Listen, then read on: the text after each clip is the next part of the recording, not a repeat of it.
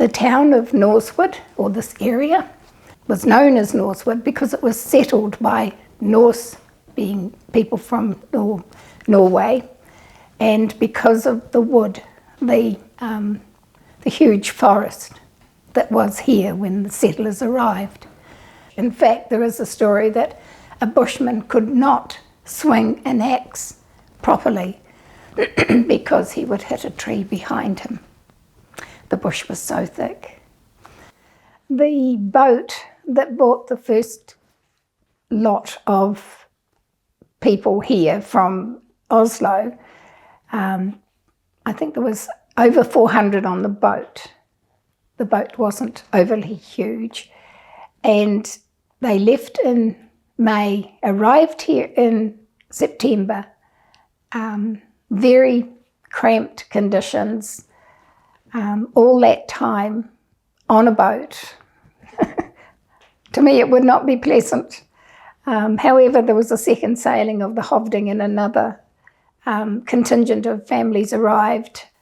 The first boatload had only 11 Swedish people on it, and the remainder, the majority, were Norwegians. And the second boat was similar. When they cleared the bush, they started in 1872, and it took them 50 years to clear fell, the land. So by 1922, it's more or less what you see now, minus the big stumps and the remnants of the bush that would have been left behind. But yeah, principally it would have been pretty open farmland like we have now.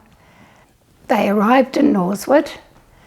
They drew ballots for where their farms or their plot of land would be, and then 2 weeks later the families arrived with their possessions.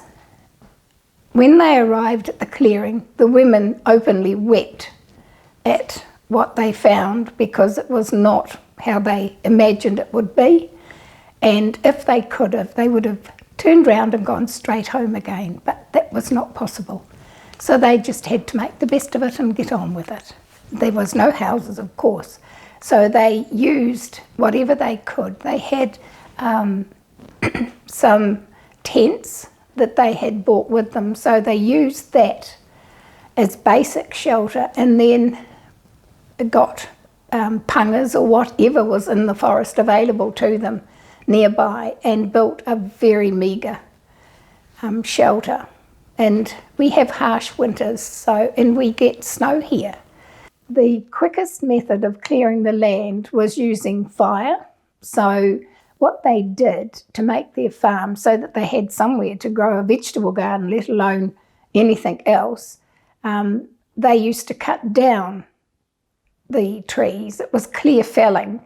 They'd do that before the summer, and then in the autumn, when the trees were dried out, they would then burn. And most of the time it worked successfully. However, in 1872, the fire got away on people to the west of the village here, and the wind created this amazing firestorm, which the smoke was so thick it blackened the sky, and it raged through and down into the village and then on towards Ormonville, which is, 7 kilometres to the east of here. It must have taken lots of sweat and tears to create the land that we know now. Their homes were very, very meagre. So, and on that sort of a line, our cemetery, where a lot of the pioneers are now buried, is the biggest Scandi cemetery in the Southern Hemisphere, and we have lots and lots of families come to trace their ancestors and visit our cemetery. So yes, it's quite well known really. But not all of the families have departed, have gone from this area.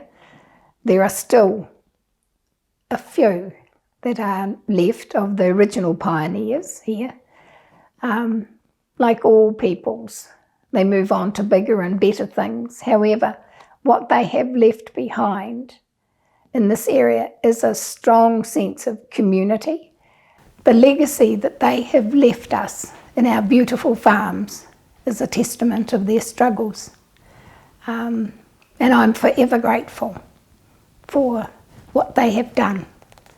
And we should never lose the fact that those brave souls came and what they have done for New Zealand and for Norsewood.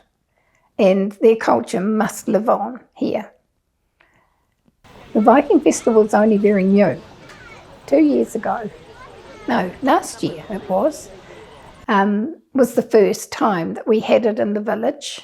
We have a Norwegian couple who come out and stay most summers from Norway, Eva and Bjorn, and they have brought family and other members with them from time to time. They have their own house, which is built very much like they would have had at home, but they are great community-minded people, love the heritage of this village and this area, and are very keen to become involved in it. And it's through Eva's drive that we now have the Viking Festival.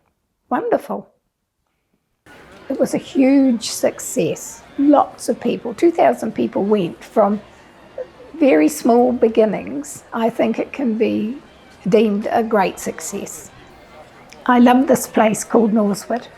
I feel very much that I belong. I have a passion for it here, and I'd like to see it prosper again.